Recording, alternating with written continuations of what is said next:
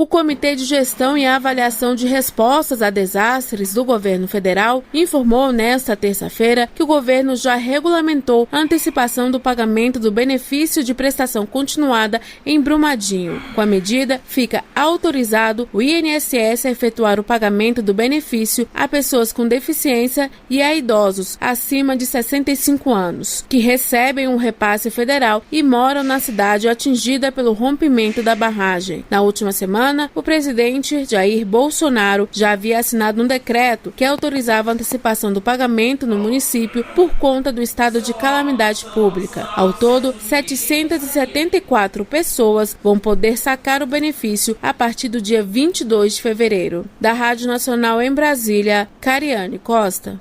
Diretores da Vale rebateram em coletiva de imprensa realizada na sede da companhia no Rio de Janeiro informações de que a empresa tinha dados que denunciavam a instabilidade da barragem da mina do Córrego do Feijão, em Brumadinho, Minas Gerais, que se rompeu no último dia 25, matando centenas de pessoas. Os executivos reafirmaram que os laudos de estabilidade indicavam que não havia risco iminente de rompimento e que o fator de segurança era adequado. Documentos de ação civil pública movida contra a mineradora Vale no Tribunal de Justiça de Minas Gerais apontam que a companhia incluiu a barragem de Brumadinho na zona de alerta da empresa em outubro de 2018 devido ao risco de rompimento. Ainda no documento, segundo a Justiça, consta que a mineradora não apresentou ações ou planos para enfrentar o problema e que outras 9 barragens também se encontravam na chamada zona de alerta devido a problemas na estrutura e que, apesar disso, as barragens foram classificadas como de baixo risco de rompimento. O diretor de planejamento da área de ferrosos e carvão, Lúcio Cavalli, afirmou que a classificação em um dos relatórios indicada como zona de atenção para a barragem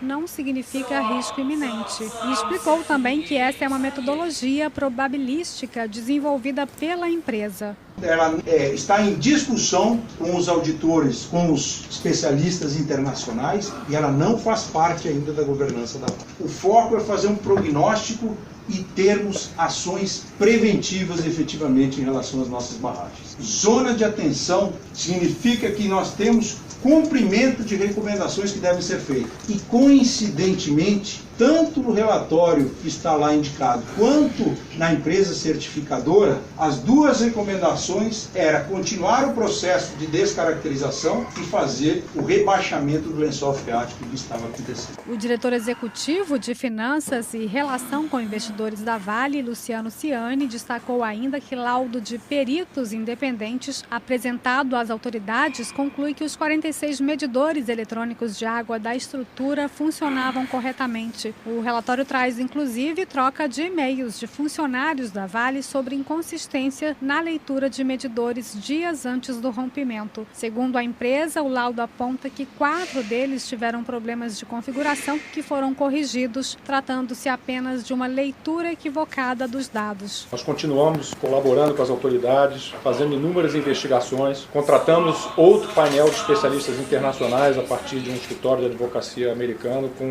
Nós continuamos investigando, mas a narrativa de que os níveis de água da barragem aumentaram e foram detectados de antemão nessa condição e que poderia ter sido disparado algum alarme previamente à ruptura, ela não é sustentada pelos fatos. Os executivos afirmaram ainda que as 17 recomendações apontadas no laudo de auditoria da empresa alemã Tuvisud de setembro do ano passado foram atendidas, sendo 8 concluídas e 9 em andamento dentro do prazo acordado, e que as recomendações eram rotineiras e comuns nesse tipo de laudo. Segundo os executivos, enquanto não apuram a real razão do rompimento, foi elevado o nível de atenção com barragens do tipo da que se rompeu em Brumadinho e iniciado um sistema de monitoramento diferenciado de 24 horas. Da Rádio Nacional, no Rio de Janeiro, Fabiana Sampaio. O governo estuda uma forma de atingidos pela tragédia em Brumadinho, Minas Gerais,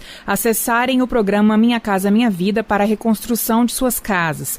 O ministro-chefe da Casa Civil, Onyx Lorenzoni, citou uma previsão no regulamento do programa para a participação de pessoas vítimas de situações de emergência ou calamidade. Desta forma, segundo o ministro, as famílias não teriam de usar o dinheiro do FGTS para arcar com os prejuízos, que devem ser cobrados da mineradora Vale pela Advocacia Geral da União. Para a Unix, não é justo alguém usar o dinheiro acumulado com o próprio trabalho para se recuperar de um dano causado por um terceiro, no caso, a empresa. Atualmente, a Lei 8.036 de 1990, que trata do FGTS, permite que os beneficiários movimentem suas contas em caso de necessidade pessoal, cuja urgência e gravidade decorra de desastre natural. Desde o rompimento da barragem da Samarco, em Mariana, em 2015, esse tipo de acidente passou a ser equiparado a desastre natural para que as vítimas pudessem movimentar esses recursos. Com informações da Agência Brasil, da Rádio Nacional em Brasília, Maíra Heinen.